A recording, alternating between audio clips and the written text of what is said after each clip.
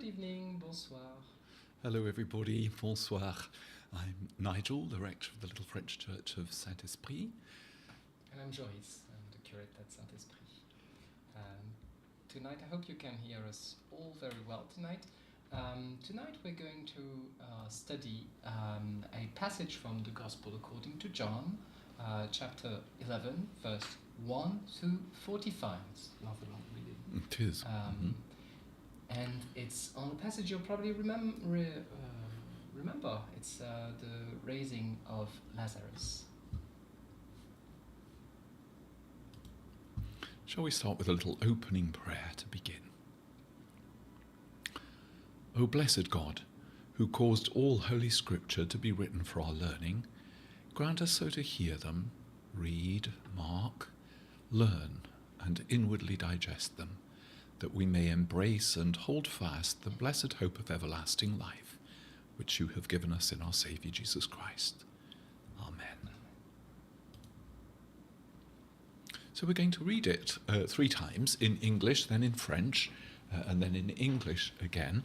And if there's a word there or a phrase or something that sticks out for you, then do jot it down in the chat if you'd like to, or just have it in the back of your mind as we go through the reading a little bit later on. We've had some lovely chats in the past and observations that people have put into the chat. I can see that Guillaume is there, bonsoir, and there may be others who'd like to add a little something too. Okay, here it is from the New Revised Standard Version. Now a certain man was ill, Lazarus of Bethany, the village of Mary and her sister Martha. Mary was the one who anointed the Lord with perfume and wiped his feet with her hair. Her brother, Lazarus, was ill. So the sisters sent a message to Jesus, "Lord, he whom you love is ill." But when Jesus heard it, he said, "This illness does not lead to death. Rather, it is for God's glory, so that the Son of God may be glorified through it." Accordingly, though Jesus loved Martha and her sister and Lazarus, after having heard that Lazarus was ill, he stayed 2 days longer in the place where he was. Then after this, he said to the disciples, "Let us go to Judea again." The disciples said to him, "Rabbi, the Jews were just now trying to stone you, and are you going there again?" Jesus answered, "Are there not 12 hours of daylight? Those who walk during the day do not stumble, because they see the light of this world. But those who walk at night stumble, because the light is not in them." After saying this, he told them, "Our friend Lazarus has fallen asleep, but I am going there to awaken him." The disciples said to him, "Lord, if he has fallen asleep, he will be all right." Jesus, however, had been speaking about his death, but they thought that he was referring merely to sleep. Then Jesus told them plainly, "Lazarus is dead. For your sake I am glad I was not there, so that you may believe. But let us go to him." Thomas, who was called the twin, said to his fellow disciples, "Let us also go, that we may die with him." When Jesus arrived, he found that Lazarus had already been in the tomb for 4 days. Now Bethany was near Jerusalem, some 2 miles away, and many of the Jews had come to Martha and Mary to console them about their brother. When Martha heard that Jesus was coming, she went and met him, while Mary stayed at home. Martha said to Jesus, "Lord, if you had been there, my brother would not have died. But even now, I know that God will give you whatever you ask of him." Jesus said to her, "Your brother will rise again." Martha said to him, "I know that he will rise again in the resurrection on the last day." Jesus said to her, "I am the resurrection and the life. Those who believe in me, even though they die, will live, and everyone who lives and believes in me will never die. Do you believe this?" She said to him, "Yes, Lord, I believe that you are the Messiah, the Son of God, the one coming into the world." When she had said this, she went back and called her sister Mary, and told her, privately, "The teacher is here and is calling for you." And when she heard it, she got up quickly and went to him. Now Jesus had not yet come to the village, but was still at the place where Martha had met him. The Jews who were with her in the house, consoling her, saw Mary get up quickly and go out. They followed her because they thought that she was going to the tomb to weep there. When Mary came where Jesus was and saw him, she knelt at his feet and said to him, "Lord, if you had been here, my brother would not have died." When Jesus saw her weeping, and the Jews who came with her also weeping, he was greatly disturbed in spirit and deeply moved. He said, "Where have you laid him?" They said to him, "Lord, come and see." Jesus began to weep. So the Jews said, "See how he loved him." But some of them said, "Could not he who opened the eyes of the blind man have kept this man from dying?" Then Jesus, again greatly disturbed, came to the tomb. It was a cave, and a stone was lying against it. Jesus said, "Take away the stone." Martha, the sister of the dead man, said to him, "Lord, already there is a stench, because he has been dead for 4 days." Jesus said to her, "Did I not tell you that if you believed, you would see the glory of God?" So they took away the stone. And Jesus looked upward and said, "Father, I thank you for having heard me. I knew that you always hear me, but I have said this for the sake of the crowd standing here, so that they may believe that you sent me." When he had said this, he cried with a loud voice, "Lazarus, come out." The dead man came out, his hands and feet bound with strips of cloth, and his face wrapped in a cloth. Jesus said to them, "Unbind him and let him go." Many of the Jews, therefore, who had come with Mary, had seen what Jesus did and believed in him.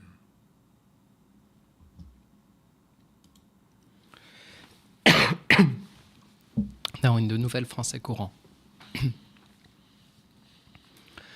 Il y avait un homme malade, Lazare. Il était de Béthanie, le village de Marie et de sa sœur Marthe. Marie était celle qui répandit du parfum sur les pieds du Seigneur et qui les essuyait avec ses cheveux. Et c'était son frère Lazare qui était malade. Les 2 sœurs envoyèrent quelqu'un dire à Jésus, « Seigneur, celui que tu aimes est malade. » Lorsque Jésus apprit cette nouvelle, il dit, « La maladie de Lazare ne conduit pas à la mort. Elle servira la gloire de Dieu, afin que la gloire du Fils de Dieu soit manifestée par elle. » Jésus aimait Marthe et sa sœur, ainsi que Lazare. Or, quand il apprit que Lazare était malade, il resta encore 2 jours à l'endroit où il se trouvait. Puis, il dit à ses disciples, « Retournons en Judée. » Les disciples répliquèrent, « Rabbi, très récemment les autorités juives cherchaient à te tuer à coups de pierre et tu veux retourner là-bas ?» Jésus leur dit, « Il y a 12 heures dans le jour, n'est-ce pas? Si quelqu'un marche pendant le jour, il ne trébuche pas, parce qu'il voit la lumière de ce monde. Mais si quelqu'un marche pendant la nuit, il trébuche, parce que la lumière n'est pas en lui. » Après avoir dit cela, Jésus ajouta, « Notre ami Lazare s'est endormi, mais je vais le réveiller. » Les disciples répondirent, « Seigneur, s'il s'est endormi, il guérira. » En fait, Jésus avait parlé de la mort de Lazare, mais les disciples pensaient qu'il parlait du sommeil ordinaire. Jésus leur dit alors, clairement, « Lazare est mort. Je me réjouis pour vous de n'avoir pas été là-bas, parce qu'ainsi vous croirez en moi. Mais allons auprès de lui. » Thomas, celui qu'on appelle le jumeau, dit aux autres disciples, « Allons-y nous aussi, pour mourir avec notre maître. » Quand Jésus arriva, il apprit que Lazare était dans la tombe depuis 4 jours déjà.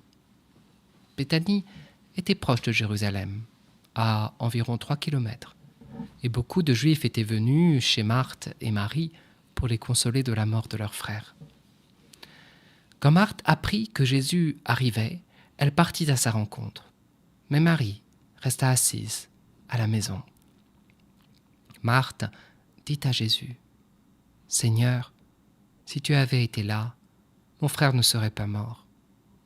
Mais je sais que, maintenant encore, tout ce que tu demanderas à Dieu, Dieu te le donnera. » Jésus déclara, « Ton frère ressuscitera. » Marthe répondit, « Je sais qu'il ressuscitera lors de la résurrection des morts, au dernier jour. » Jésus ajouta, « Moi, je suis la résurrection et la vie.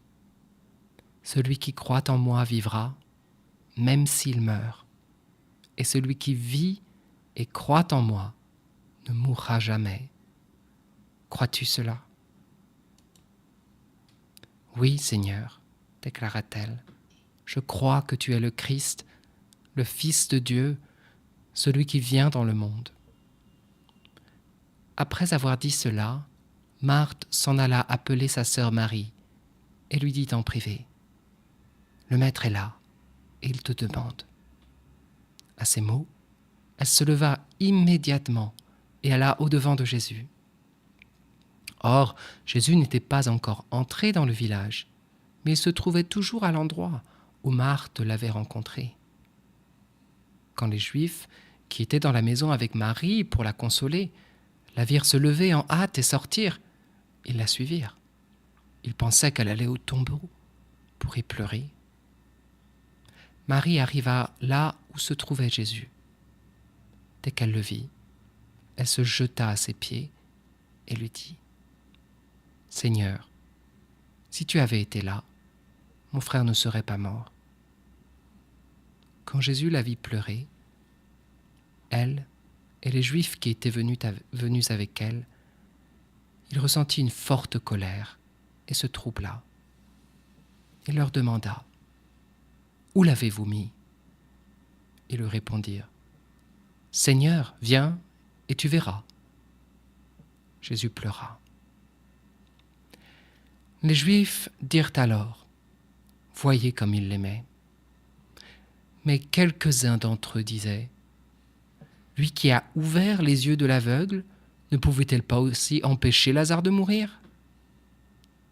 Alors Jésus, ressentant de nouveau une forte colère, se rend au tombeau.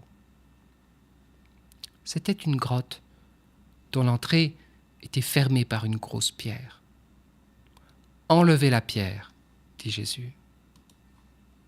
Marthe, la sœur du mort, répliqua, « Seigneur, il doit sentir mauvais, car il y a déjà 4 jours qu'il est ici. » Jésus lui répondit, « Ne t'ai-je pas dit que si tu crois, tu verras la gloire de Dieu ?»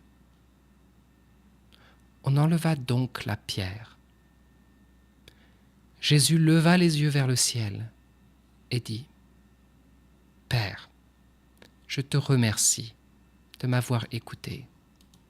Moi, je sais que tu m'écoutes toujours, mais je parle pour cette foule qui m'entoure, afin qu'ils croient que tu m'as envoyé. » Après ces mots, il cria d'une voix très forte, « Lazare, sors de là !»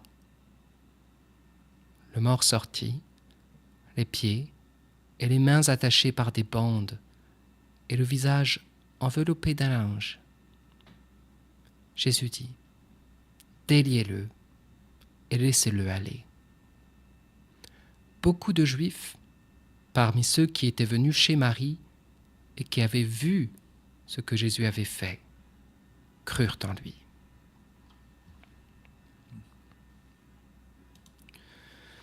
Well, here it is from the Message, a modern paraphrase version of the same story. A man was sick, Lazarus of Bethany, the town of Mary and her sister Martha. This was the same Mary who massaged the Lord's feet with aromatic oils and then wiped them with her hair. It was her brother Lazarus who was sick. So the sisters sent word to Jesus, "Master, the one you love so very much is sick." When Jesus got the message, he said, "This sickness is not fatal. It will become an occasion to show God's glory by glorifying God's Son." Jesus loved Martha and her sister and Lazarus. But oddly, when he heard that Lazarus was sick, he stayed on where he was for 2 more days. After the 2 days, he said to his disciples, "Let's go back to Judea." They said, "Rabbi, you can't do that. The Jews are out to kill you, and you're going back?" Jesus replied, "Are there not 12 hours of daylight? Anyone who walks in daylight doesn't stumble because there's plenty of light from the sun. Walking at night, he might very well stumble because he can't see where he's going." He said these things and then announced, "Our friend Lazarus has fallen asleep. I'm going to wake him up." The disciples said, "Master, if he's gone to sleep, he'll get a good rest and wake up feeling fine." Jesus was talking about death, while his disciples thought he was talking about taking a nap. Jesus became explicit. "Lazarus died, and I am glad for your sakes that I wasn't there. You're about to be given new grounds for believing. Now, let's go to him." That's when Thomas, the one called the twin, said to his companions, "Come along, we might as well die with him." When Jesus finally got there, he found Lazarus already 4 days dead. Bethany was near Jerusalem, only a couple of miles away, and many of the Jews were visiting Martha and Mary, sympathizing with them over their brother. Martha heard Jesus was coming and went out to meet him. Mary remained in the house. Martha said, "Master, if you'd been here, my brother wouldn't have died. Even now, I know that whatever you ask God, he will give you." Jesus said, "Your brother will be raised up." Martha replied, "I know that he will be raised up in the resurrection at the end of time." "You don't have to wait for the end. I am, right now, resurrection and life. The one who believes in me, even though he or she dies, will live. And everyone who lives believing in me does not ultimately die at all. Do you believe this?" "Yes, Master. All along I have believed that you are the Messiah, the Son of God who comes into the world." After saying this, she went to her sister Mary and whispered in her ear, "The teacher is here and is asking for you." The moment she heard that, she jumped up and ran out to him. Jesus had not yet entered the town, but was still at the place where Martha had met him. When her sympathizing Jewish friends saw Mary run off, they followed her, thinking she was on her way to the tomb to weep there. Mary came to where Jesus was waiting and fell at his feet, saying, "Master, if only you had been there here, my brother would not have died." When Jesus saw her sobbing and the Jews with her sobbing, a deep anger welled up within him. He said, "Where did you put him?" "Master, come and see," they said. Now Jesus wept. The Jews said, "Look how deeply he loved him." Others among them said, "Well, if he loved him so much, why didn't he do something to keep him from dying? After all, he opened the eyes of a blind man." Then Jesus, the anger again welling up within him, arrived at the tomb.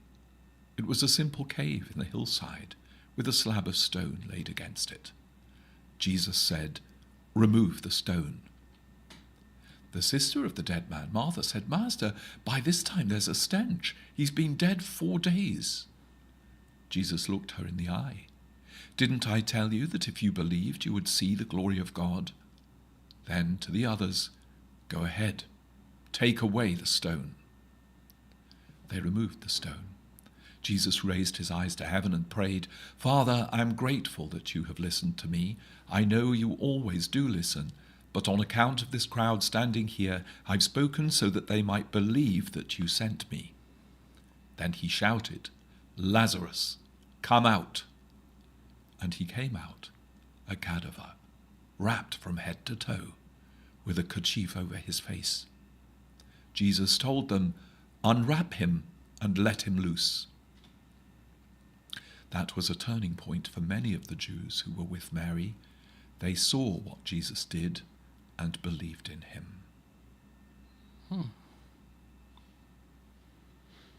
Yeah. It's interesting to see how the three translations render differently the feelings of Jesus. Yes, it is, isn't it? I've always wondered about that. Yeah. I don't know if it's different versions that have come down to us from the Greek. No, I think it depends how you translate the weeping too. Yes. We'll see that. We'll look a little bit into the Greek. But it's interesting how it's... I was wondering about this, where Thomas, the doubter, the person who sort of does all of that business, who's called the twin, said to his fellow disciples, "Let us also go, that we may die with him." But which him do they mean? Do they mean Lazarus, or do they really mean Jesus?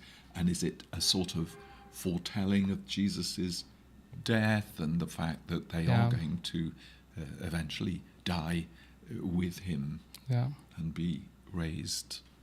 Yeah, that's true. There's this funny irony. Yes, there are many layers to You're it. not really quite sure which him it might be. I've always thought it was Jesus, but it suddenly occurred to me that he might be referring, because he said Lazarus is dead, let's go to him. Yeah, it's interesting but they're trying to discourage him to go because he was about to be stoned. Yeah. I find it interesting once again that you have an interaction about night and yeah, it keeps coming back. Yeah, just like the reading we had this last Sunday too.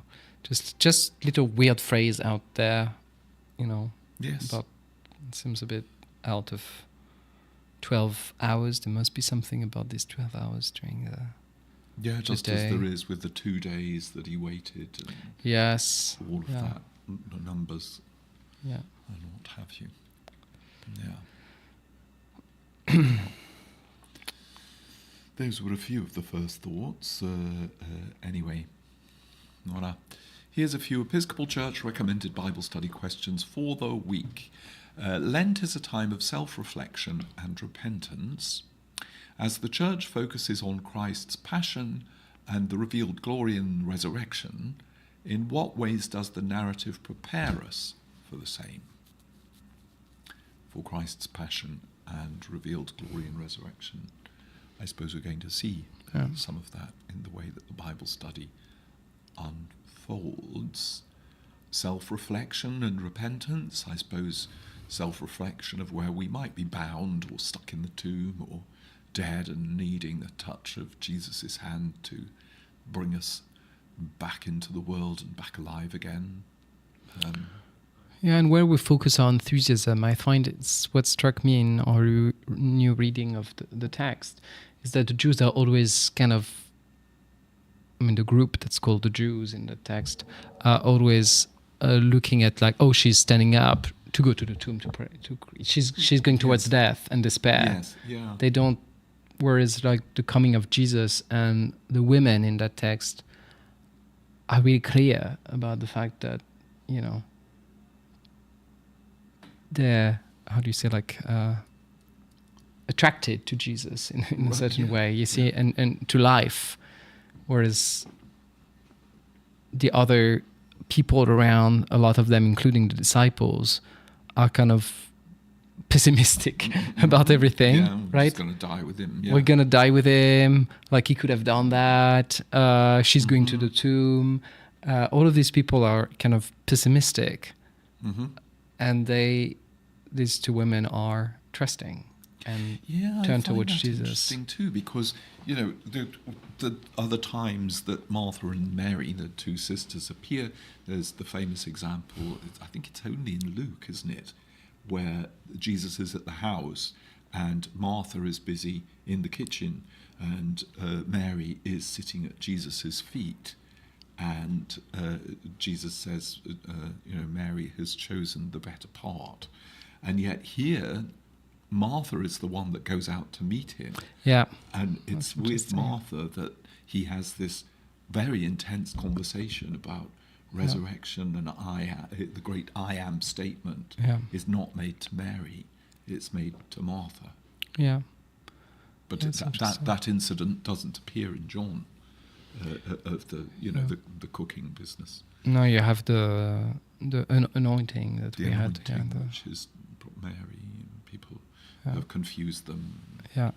Some thought that they were one person. Yeah, that's interesting. Yeah. Then we've got this question: Mary and Martha respond to Jesus in contrasting ways in the story. Martha with quiet conviction in Jesus' power, and Mary out of grief at the loss of her brother. Rather than opposing one another, these reactions often coexist in times of grief. What stories from your own life echo these two emotional responses?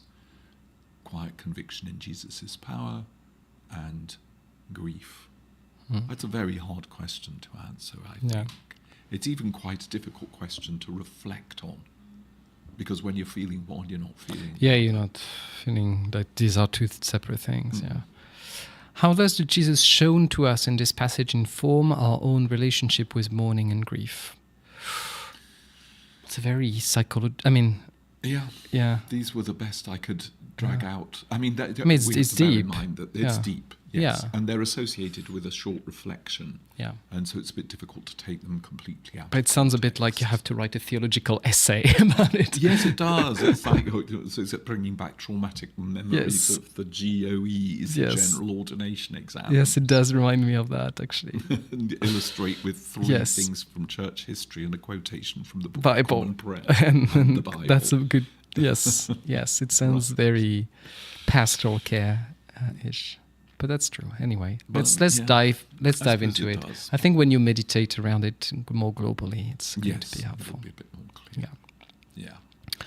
So we're actually starting, as usual, by looking at what has happened so far.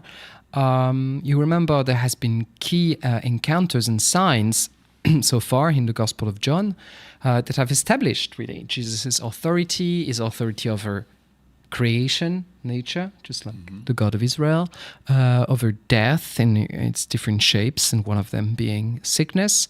And now you have like the ultimate form of death, the actual physical death, different form of sickness or impairment. And this all leads up to the Lazarus narrative, really.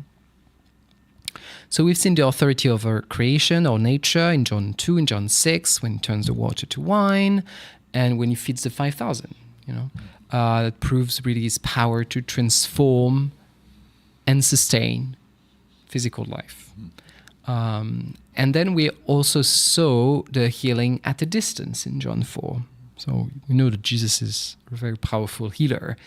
Jesus heals the official's son without being physically present, and establishes his word alone that carries the power to save from death. So we've seen that already before, knowing that in a biblical imagination there's a spectrum between sickness, anxiety, and death. It's understood as like a continuum so far.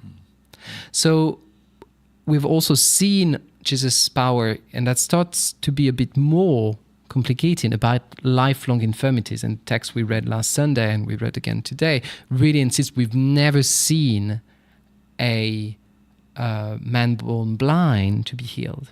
So here we're getting to places that someone who has always been in that status then suddenly shifts to restoration.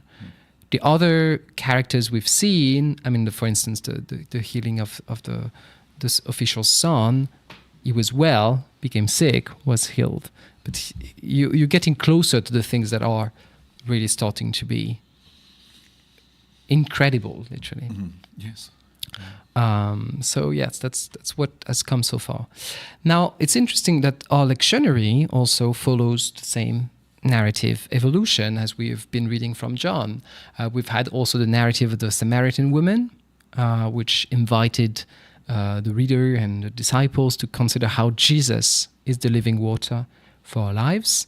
And we've had the narrative last Sunday of the man born blind, and how Jesus is the light for our life that helps us see and as Nigel preached today also, re-engage with the whole of society in new ways.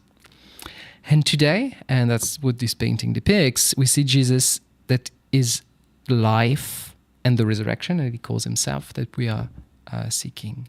It's an American artist, John August Swanson, Raising of Lazarus. It's good. I like it a lot. I like Jerusalem in the background Yeah. there, and the other tombs in the hillside. It's interesting how it has kind of this naive Yes. style. Yeah. I like that the stripes are different. They're yes, going this yes. way, horizontal, and they're vertical on the other people. Mm. There's really a sharp contrast there. It's funny how in most of the paintings, people want to show Lazarus's face, Yeah, and yet the Gospel says he was wrapped in a... a handkerchief Yeah. covered his face. Yeah. It's very interesting because, the vertical, so there's dimension of transcendence here, and here it's like it's either entangled or horizontal. Yeah. Yeah. Anyway. So this chapter 10 then is something of a turning point, because we've got this background of this escalating threat. We've already heard that Jesus was threatened with stoning to death, that the authorities wanted to arrest him. And in John chapter 10, we have this good shepherd. I'm the good shepherd, my own know my voice. But a lesser known aspect of that particular passage is that Jesus says, I have the authority to lay down my life and to take it up again. So there's already some sort of echo of life coming out of death. Also, we've got this huge statement, I and the Father are one. Before Abraham was, I am, which is the very statement that led to his attempted stoning in the following passage in John 31 to 39. And so that's why we've got this background here of the disciples saying, oh, well, you want to go back to the place where they've threatened you with death, because right now Jesus is on the other side of the Jordan, the place where John the Baptist was first baptizing, when he gets this message from Martha, who goes across there to talk to him and asks him to come back over the River Jordan, back into Judea, really. That's Caravaggio. Yeah, Caravaggio. It's very interesting because it replicates a lot of the depositions of the cross. Yes. The tradition yes. of, so it is definitely, Caravaggio is making a parallel here between Jesus' resurrection and the tradition of how it's been depicted, with often Mary here in the position of one of the sisters. Yeah. Yes. So it's kind of Jesus pointing to Lazarus, but also pointing to his own Yes, saying this crucifixion is at the... about me. Yeah. There's something round on the ground. Yes, I was wondering what that was. It's interesting because on the image of, something. on the Calvary, of course, you often have the skull there. So I think it's definitely trying to point in that direction. And there are other bones around, look. Yeah. So I think it might be a skull. Yeah. Yeah. So they're summoned by this message, because both Mary and Martha have sent this word, first of all, Lord, he whom you love is ill. So this is where Jesus first receives the message, not when Martha runs out to meet him. They've already sent word over the Jordan. And Jesus waits on purpose. He stays 2 days longer, saying that the illness is for the glory of God. Another bothersome thing about this story in some ways, that it's almost inferring that he's allowing Lazarus to die so that he can, use Lazarus to once again to illustrate his power, just as we get in the opening of the story of the healing of the blind man born blind. But it's very much, it made me think about what you said today about that, because it's very much like the blessed fault, Yes, exactly. It's paralleling what he's going to go through. As well, there's this facing of evil, that you have to enter it so that something greater can come out of it. Yes, I see. Yeah.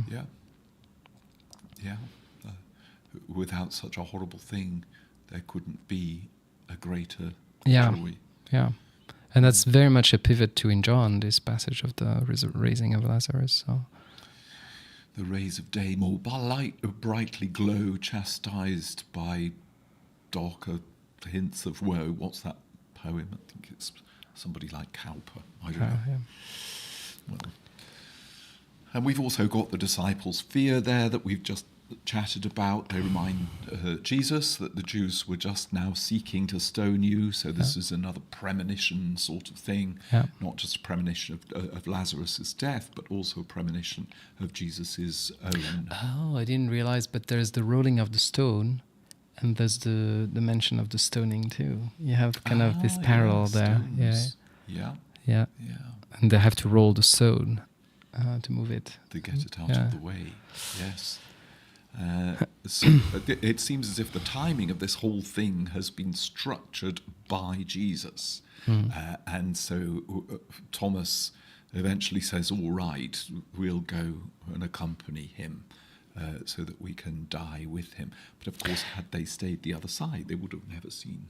Yeah, but it's interesting. You say, okay, let's go so that we may die with him. And when Jesus arrives, he says, the one who will be with me, even though he will not die. Yes. So there's this. It's very much of a teaching for the disciples too, who overhear what Jesus is teaching to, telling to Martha. To Martha. So it's very powerful. I put this early Christian sarcophagus because it's an interesting one. You see both on one side Daniel in the lion's den, and Daniel that looks quite like a Hercules, I have to say. Yes, he does, doesn't he? Yeah. And Hercules also fought the lion of Nemesis, Nemesis, right? Némée, I think. Le lion Némée. And so there's definitely this cultural influence here. And then you have Jesus on the other side raising Lazarus. And I was wondering what this wand is. I know wands were part of like spells and stuff. It's a very old thing. I don't know what it is. Or maybe it's the wand of the shepherd. Or it could be. Certainly wands are mentioned very frequently in like the rod of Aaron. And the rod that traditionally flowered in the hand of the father of John the Baptist, and the rod that the Egyptians used, they would thread a stick with little magical spells. I mean, for the Romans too, like magic was a big thing. So that's interesting, this one. There might be commentaries on this sarcophagus about that. He also looks a bit, well, I suppose he was a mummy. Yes, it very much looks like a, or like a shroud, but very, I don't know, it looks very Roman. I mean, the how it's called again, this mausoleum that he is in. It's quite interesting. There's very much of a mise en abîme too, because it's on the tomb itself. Yes. This sarcophagus being a tomb. Great lions. Yeah, it's beautiful. It was probably used as a fountain at one point because there's a little hole here. Interesting. Yeah.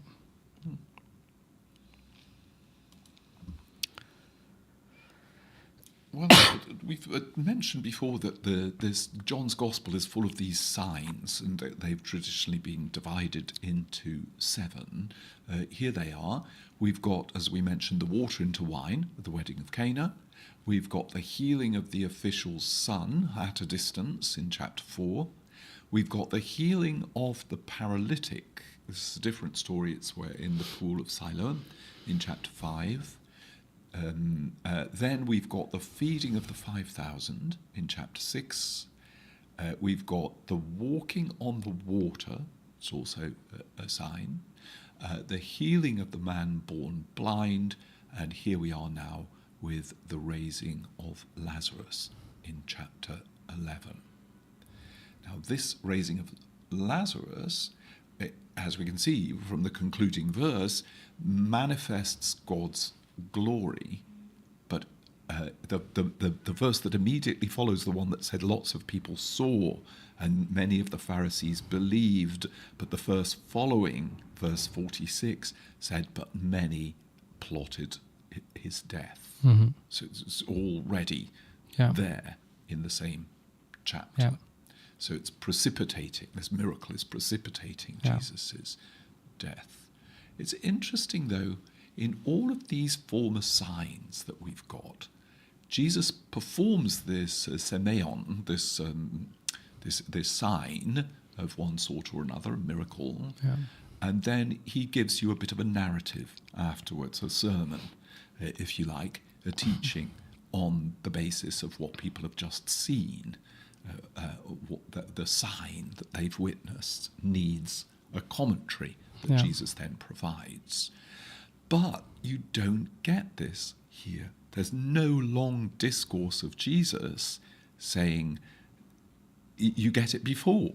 Yeah. You get it in his chat with Martha, where he says, I am the resurrection. And then he does the sign afterwards, raising Lazarus. So you get no indication of what this miracle is until Jesus issues this command that Lazarus come out. So, did you want to make a comment on that last thing? No, I mean, it's interesting because, like in the creation narrative in the Bible, you often see like 1, 2, 3, 4, 5, 6, 7. That's kind of the completion. Mm-hmm. But here, the 7 is the raising of Lazarus. You're kind of expecting an 8. There's, but there's still something that's going to happen. That's going to happen after. That's even more wonderful than this raising of Lazarus. It's the raising of Jesus that will happen. So there's very much the resurrection that's going to be the 8th day, the beginning of a new era or eon. And that's coming up, Here's the tomb. The entrance is quite small. I'm surprised. It is, isn't it? That was Lazarus's first tomb. We'll see a picture of his traditional second tomb a little bit later on. Now, what's quite interesting, as we've mentioned already, is that the characters, the people in the scene, react very differently. They have a full range of reactions that for the reader or for the hearer are also opportunities to identify, with your own reaction towards this quite extraordinary scene and what's happening, teaching of Jesus. And so the disciples first, we hear that they understand Jesus literally. They think, they don't get it about the fact that Jesus says he's sleeping. They say, no, he's dead. And then they focus on kind of the political context. They think, oh, let's go so that we'll die with him. He's going to be stoned by the people. Let's go follow. So they don't even think, when they say let's go so that we might as well die with him, they don't even think about Lazarus or Martha and Mary anymore. No. It's totally disconnected from the reason Jesus is going. And it's quite interesting to see that you have the disciples on one hand, and then you have Martha's belief in Jesus that really contrasts with their unbelief. And it started really from the beginning when she sends a message to Jesus. Where she relies on Jesus to come help. She relies on Jesus as her friend, as someone who is she's familiar with. And it really reminds us of the role of many of the women in the Gospel of John, who are messengers of the Messiah, messengers of the resurrection. We've seen it with the Samaritan. We'll see it with Mary of Magdala. That's very much a pattern here in John. Yes, So how does Jesus respond then? The Gospel writer says, he inserts this funny little phrase saying, now he actually loved Martha, Mary, and the brother Lazarus, but he stays for 2 days. And his response seems at one human level to be almost verging on the cruel. And perhaps that's why this little comment is put in by John. Mm-hmm. He loved them. Yeah. He did not want something bad to happen.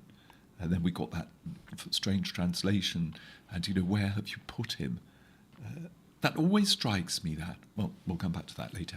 And Jesus then says, this illness does not lead to death. There's a huge irony here because it has led to death. But he says, no, it does not lead to death. It's for God's glory, so that the Son of God might be glorified through it.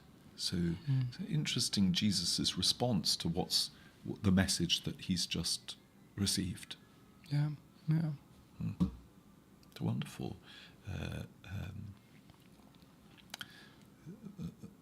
Japanese artist, I suppose. Yeah, he's a famous Japanese artist. We've used some of his painting before. Watanabe Tatsuo. Yeah. It's very beautiful. It's kimono-like dresses of Martha and Mary. Yeah. So the encounter with Martha is very interesting because it happens on the road, really, before Jesus even reaches Bethany. So he's not there yet, and she really berates him for his absence, but also expresses trust and confidence in him. The fact that she runs out to him has this form of movement of the heart. But even and she said, but even now I know that God will give you whatever you ask of him. So there's this deep trust and confidence, despite the situation, that's linked to her intimacy with Jesus.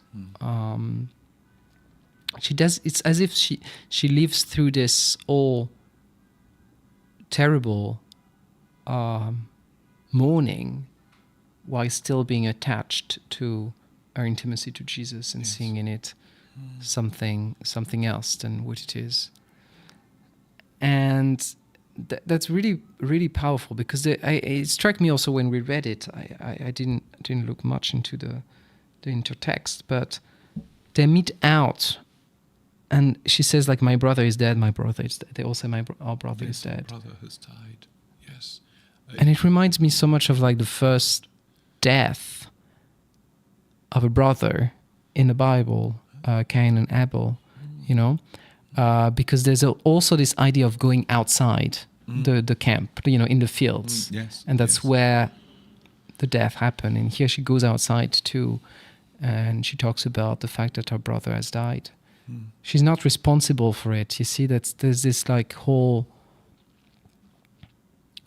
And I think that's why we'll see a bit later when we talk about Jesus' anger.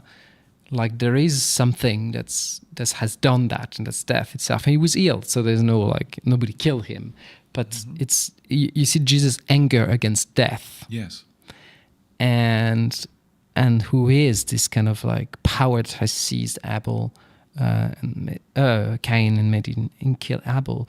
And here you just have the plea of this sister for her brother who has died, and you see the pattern of this sibling, the death of a sibling, and the struggle with it in different way. But the setup is a bit similar. It struck me really. And Jesus replies to her, "I am the resurrection and the life." And then you have really an extraordinary confession, which is a confession. Yes, Lord, I believe that you are the Messiah, the Son of God, the one coming into the world. Yeah. I quite like that icon there on the left. The Greek Orthodox Church says a Sunday of Lazarus. I suppose this is our Sunday of Lazarus in some ways. But you can see here are all three siblings together with Jesus in the middle. His arm is around Lazarus on the right, and his hand is raised in blessing to us, to Lazarus. Are we going to be like him? They're all gazing at Jesus, but Jesus is gazing at us. Yes. And we've got this Mary sitting at his feet, imitating what she did when she did eventually see Jesus. She throws herself at Jesus' feet. And then we've got Martha at the back with a steaming pot of soup or something in the background. It's very beautiful because you have the three halos that are merging here, and you have three hands on. Yes. So there's this three thing, and the three of them. I quite liked it. It is very beautiful. Joris has just mentioned this extraordinary confession of Martha. Yes, Lord, I believe that you are the Messiah. And that is very much in line with the confession of Jesus' messiahship in the mouths of other marginalised people. So we've got Nathaniel, the call of Nathaniel, that we heard in very early in Epiphany, in John chapter 1, where Nathaniel says, Rabbi, you are the Son of God. And then we've got the remarkable story of the Samaritan woman, a marginalised person on the edge there, and she becomes a missionary, saying, because Jesus says, I am he, and she goes and tells everybody. We've got this Galilean official who says, yes, I believe that you can do this, because he goes to talk to Jesus, and Jesus heals him at a distance, as we've already mentioned. But this Galilean official, who was probably, I don't know, some Roman functionary or other, his belief that Jesus' power could heal even at a distance is another confession by a marginalised person that he's the Messiah. So Martha's belief that Jesus can actually do this precedes the sign itself. It's not as if she's saying, thank you very much, you have to be the Messiah because you've just raised Lazarus from the dead. She says it before the miracle happens, I believe. And so that she's enabled to see that glory. It's painting here. It's not for illustrating our text, of course. No, it's not. It's got them both in it. As that one does, I suppose. It's a rather exotic-looking Lazarus. Oh yes, quite exotic. I find it quite difficult to find good paintings on this scene. I don't know why. It is difficult. Yeah.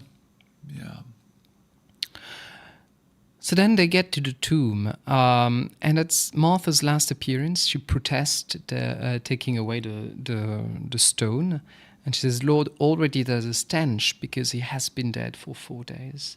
And now it's interesting that it comes on the 4 days, fourth day, because in Jewish tradition, and for instance, in later like Midrash tradition, it suggests people thought that the soul hovered over or near the body for 3 days, but on the fourth day he would have left, and so the fact that everything is happening on the fourth day really adds to this the dramatic dimension of this resurrection. It's quite of a Martha and Lazarus. They don't know the name of the painter. He's just called the Maestro de Faire. Yes, did you want to talk about this? Well, that's something I think a lot of the commentaries on this passage really focus on that. Jesus' reaction, because there's the shortest verse in the Bible in this passage, Jesus wept. And there is the range of reaction from Jesus is quite interesting. We know from what the narrator tells us, from what the sisters sent to Jesus, the one whom you love, that Jesus said, and from seeing how much time he spent with them, that Jesus had a great attachment to Lazarus, Mary and Martha. But it's also interesting to see why he is disturbed, because some translation just say like he's disturbed. Or he was deeply moved. He was deeply moved. Like was he was formed like because he lost his friend, yes, or is there something else at stake here? And what some commenters have said is that there is a level of anthropological lens that we might not have so much, but anymore, That's because we're really post-romantic people. But there is a great sense, and especially in the society of Jesus' time, of your honor. And what commenters say is that basically here Jesus is also embodying God's honor or jealousy, like how it was used to be called the jealous God. Yes. Zealous, the zeal of God who is being wronged basically in that situation. And so it's when Jesus, for instance, saw Mary's weeping, and the Jews who came with her also weeping, that he's greatly disturbed in spirit and deeply moved, the text, one of the translations says, which I think is a bit understated. That's the New Revised Standard Version. Yes. It can lean itself too much to being interpreted as like he was emotionally disturbed because he had lost a loved one. Whereas I think there is something, and a lot of commentators pointed in that Mary challenged him publicly about something that is not done. The death of his friend challenges him also. And he has to respond in a way that's protecting his honor or defending his honor in a society that values it, so he doesn't lose face. It's a faith-based society, the society in which Jesus grew. And so honor in that situation and not losing your face is more than just, vainglory. It's really a sense of dignity in front of death. It's a sense of what makes you a human being, which is something that's not so present in modern Western society. Yes, there was the opposite of honor is shame, and that was almost as if they were shaming Jesus. You stayed away when you could have done something. You could have come here in time to heal him. Yeah. And this is a really public statement that they're making. Yeah. And everybody can hear it. The Jews are there trying to comfort these women. They might have said, oh, what a shame that your friend Jesus wasn't here, because we've heard all of these amazing things that he's done. Had he come in time, this might not have happened. Yeah. And so no wonder we're told that Jesus is angry at that point, at people's reaction, that he's not doing it out of a sense of shame, but if he doesn't do it, he will be shamed, and God, the one who sent him, will be shamed. Will be shamed by the death. By the death. By death. So something has to happen. Yes, exactly. There's a form of it reminds me very much of when God destroys the idols, like when the ark, for instance, is in the temple of and the statue of breaks down on the ground. Dagon. Dagon breaks down on the ground. There's very much of this type of battle of that explains the reaction that's not a mere human psychological reaction at the loss of someone. I mean, it's this, and it's integrated into something else. It's a vindication of Lazarus, and which is linked to Jesus's and God's honor. I think some of the early translations and interpretations wanted to move away from saying that Jesus expressed any powerful emotion at all, because he was supposed to be God and human at the same time. Therefore, he would have not been upset by society's conventions, and he wouldn't have felt what normal, ordinary, ungodly human beings feel, who are pulled this way and that by their emotions, whereas Jesus' perfection wouldn't have allowed him to feel that. So they've tried to translate it saying that he was disturbed in his spirit and deeply moved, or however people preached that in the past, that's influenced that translation somehow. What I find interesting, it reminded me of like how sometimes the storming of the temple is torn down, because that's the same type of... Same thing. I wonder if it's actually the same word, because he troubled himself. That's what it says. We'll look at the Greek in a moment, but there's definitely the same time of like wrath. It's it. So this passage of John is very interesting, when you look at the details of it. Because the original Greek reveals a deep contrast between Jesus' controlled, authoritative response and the chaotic grief of the crowd. So there are different, there's not just one form of grief. There's not one form of emotion in that passage that's being portrayed. You kind of have like the divine authority of Jesus stepping into the situation and like the mass of human emotions. And it's interesting because it's also parallel between the two kinds of love that you have. The sisters use the word, philes, the one that you love, your brotherly affection, friend, and everything. And the narrator, on the other hand, uses agapa, the one whom he loved, just like how God loves Adam as his creation. And saves him and saves humanity. There's a dimension, a cosmic form of love. And that helps understand why Jesus is so troubled, because it's a cosmic battle that's happening in this. The death, it's not just the death of a friend in a very psychological way. There's a cosmic thing. And that's why it's so much a prefiguration of his own passion as well. And showing Jesus' love for this family was really rooted in a higher purpose, in a higher cosmic reality. And there are also two kinds of weeping. The crowd performs klaio, which is loud, audible, wailing, funeral lament, kind of a cultural expression of lament, which was really much what you are supposed to do in that type of situation. And the word used to talk about Jesus's tears, though, is dakrio, which is a weeping, a silent shedding of tears. It's a more intimate or less this performative form of weeping. Yes. Yeah, I've always wondered about that, because it's so interesting to me that this is a sort of prefiguring of Jesus's own death that's going to happen very soon. And he weeps for the human condition almost in Lazarus. But he also, and maybe this is sacrilegious to say, he weeps for himself. Yeah.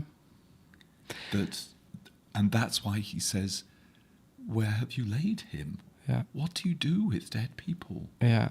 And that's interesting what you're saying, because then you have Mary. So it seems that these siblings, they're extremely linked to his own passion.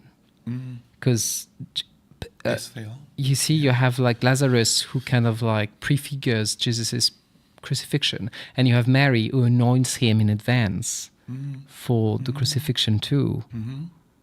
And then they're myrrh bearers, Yes. So there's this stays in the house. It's quite a. I find that part of the story very, very moving. Yeah, it is. Yeah. Jesus' reaction from not wanting to shame God, but knowing that that's going to mean that he himself will suffer the same fate as Lazarus and have to suffer before. Yeah. Yeah. Yeah. No wonder he cries. It's kind of an a human experience of his own passion at the same time. That's his own passion from a different angle, as he sees that he's taking part in that. Yeah. So that's something. Yeah, I think it's really something that's really important. It's difficult to find a word to that, but there's a form of indignation that's not just sadness, and that the word in Greek is very interesting because it's embrimaomai. It literally means to snort like a horse, or that describes Jesus' like righteous anger against the power here of death and the unbelief of the people. And that's what I was talking about, the trouble here, when sometimes he was troubled. It's actually a reflexive verb. He troubled himself. So it was not just, Jesus is not a victim of his emotions at the moment. He deliberately entered into the agitation of the moment. He decides on the timing and everything. But the way he does it. It's a form of vindication and out of a sense of dignity. That's how it comes out. Yeah.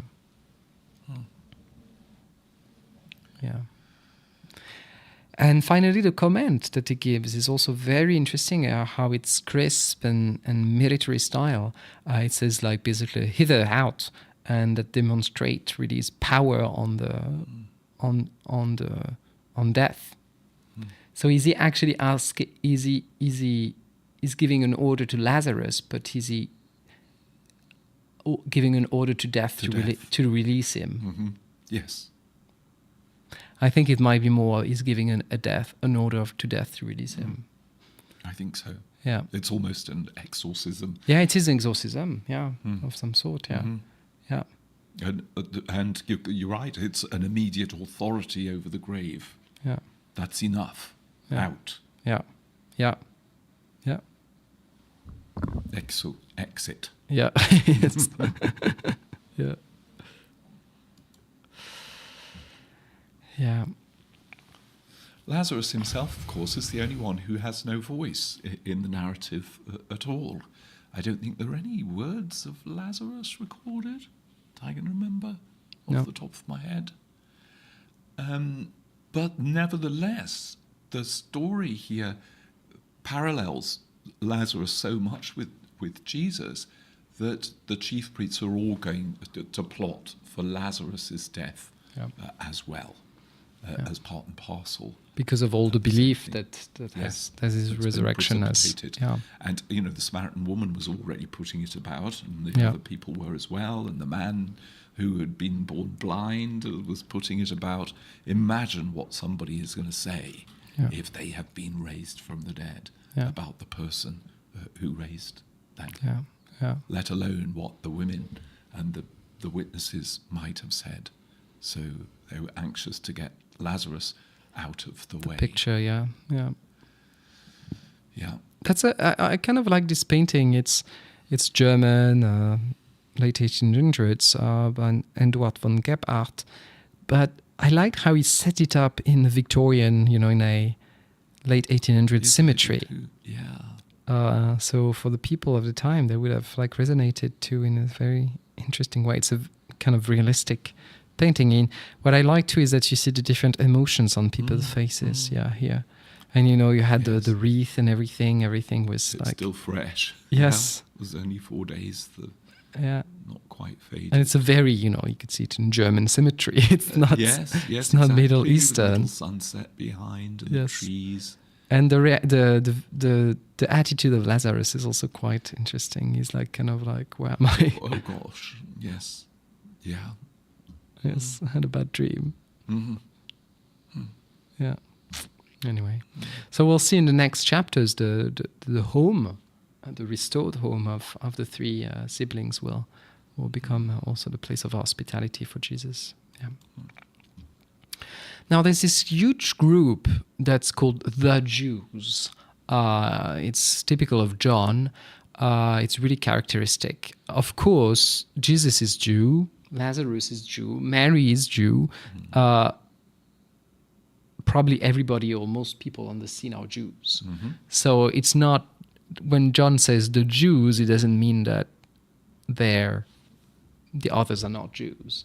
And this title, of course, has caused a lot of confusion because you'll see that the Jews the group that's called the Jews are often depicted as this crowd, either. In this passage, it's interesting because it's a very positive passage. Yes.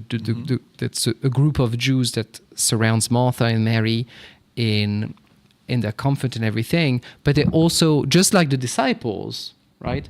They tend to think at the beginning, that she's going to the grave. So they don't get it either. No. But just like the disciples don't get it, you see. So there's nothing specific. Because there has been a lot of anti-Semitic readings of John, of course. But when you look in details of this passage, there's nothing anti-Semitic about the passage. But what's interesting is at the end, they start to this group of Jews start to believe in Jesus, and So they accompany Mary to the grave. They show Jesus' Lazarus tomb. They acknowledge also Jesus' love for Lazarus.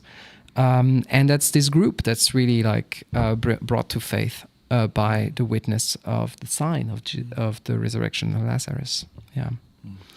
But at the end, it's also said that some report Jesus' action to the authorities. So it's also an ambiguous, it's basically the crowd, the people around there. And it triggers the enthusiasm,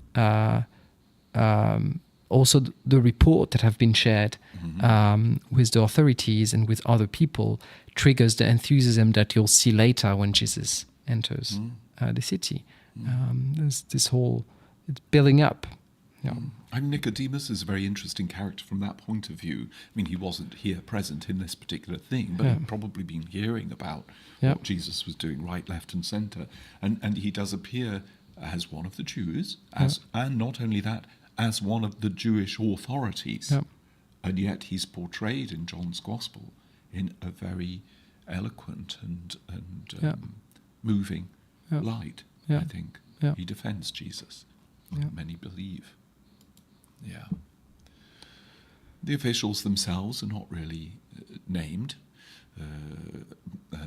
but as we see in the successive verses, as we've mentioned, that come immediately after the passage that we'll be reading or have read, that we see that if he's allowed to continue, everyone will believe in him. So we've got to put a stop to it. This raising of Lazarus, the most spectacular one, is the thing that in some senses seals Jesus' own fate. Yeah, that's the paradox of it, right? It's the raising that leads to his crucifixion. We've also got this fascinating reflection here, because we've got Martha saying, but there's going to be a horrible smell. He's been in there for 4 days. It's a hot country. But then in the next chapter, we've got Martha warning of this ozo, the stench of decay in the tomb. But immediately afterwards, we've got this wonderful parallel with the whole house filled with the osme, the fragrance of the ointment that Mary uses in the house of Lazarus, Mary and Martha, to anoint Jesus' feet. Yeah, I like that in the message, another message, the Chosen, it's kind of like a pious imagination, but they say, well, Mary decides to do it as kind of a gesture of thank you to having for Jesus, who also gave back their brother, because it's extremely expensive perfume, and of course you have all the discussion about it and stuff. But that's I thought it was quite a beautiful image. And a wonderful painting there by Walter Sickert. Good heavens, he was an interesting man. Well, that's a very interesting one, because there are not many interesting paintings of the raising of Lazarus. No. But I find this one particularly interesting, first because of the shape of it. It's kind of the shape of a coffin. Yeah. And I think it's purposely trying to be narrow, just like the entrance of the grave. It's interesting because you have difficulty seeing what's happening. So you still have the shadow of the grave, right? But that's the moment when he says, like, basically unwrap him or take him out, or come out, but he needs help, you see? And, they're about to remove the veil on his face. And you have, like, one of the sisters here, probably. She's dressed in, like, contemporary 1920s outfit. Yeah. But it's you can feel both the strait of death, the narrowness of the tomb and also the light that's coming on it, you see? That's going to be unwrapped. And the gesture of, like, astonishment here. Yes, the hand contrasted against the white of the linen. So it is one of the interesting paintings. It's very intense. Yeah. Yeah, but it feels kind of oppressive. I think it's because this character is cut, which is kind of uncommon to have. Like you think, well, has this painting be like chopped or anything? You feel that something has been restricted. It's restricted. Yes. First, it's dark. You have difficulty discerning really where they are. Is it like stairs? Is it like? So it's really managing through the shape of the painting and the colors and everything to portray this. He was suspected of being Jack the Ripper, the London murderer. That yes, painter. Ooh, yeah. Oh gosh. I don't think it's ever been proven, but there was a reason why they thought it might have been him. Was it in his paintings? I think it was the stories that were told about him, and maybe partly of his paintings too. It's an interesting one that he's chosen as a subject. It's also interesting that there's no sign of really resurrection in it. No, not really. Yeah. Greenish. Well, can we separate the artist from the painting? We'll have to in this particular case. Yes, it's interesting though. Yeah, because even if it's white-ish, it's still greenish of cadaver-like color. Yeah, it's an ambiguous one. But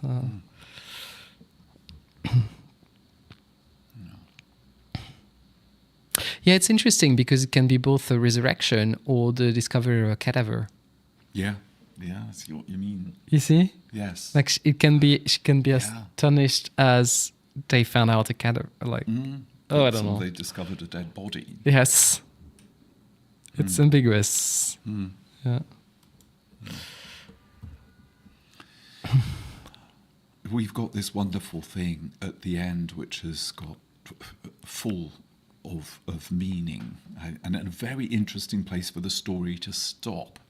It's not as if Lazarus is going to say anything, but he needs help. Because Jesus says, loose him and let him go.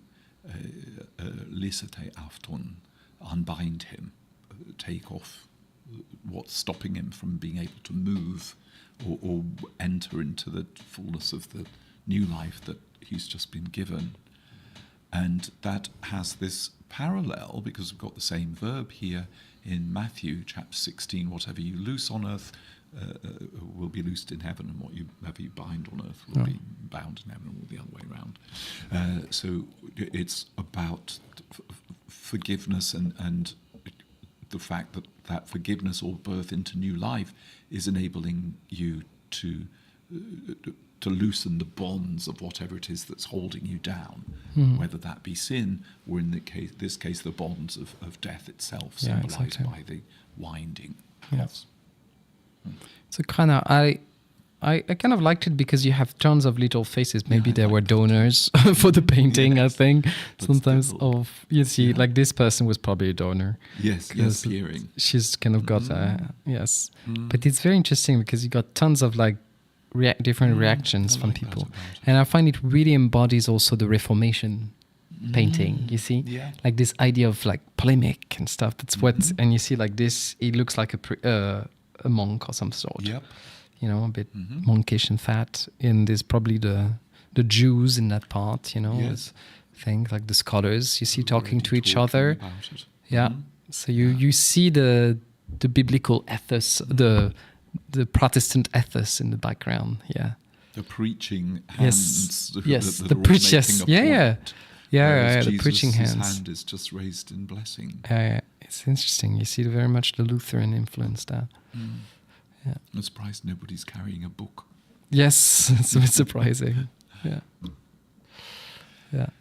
So the point of this wonderful thing about loose him and let him go, Jesus has given this person life, brought this person back, but it's the community that has to remove the bandages. He can't do it on his own. His complete entry back into life depends on just as much on the community as it does on Jesus giving life again to Lazarus.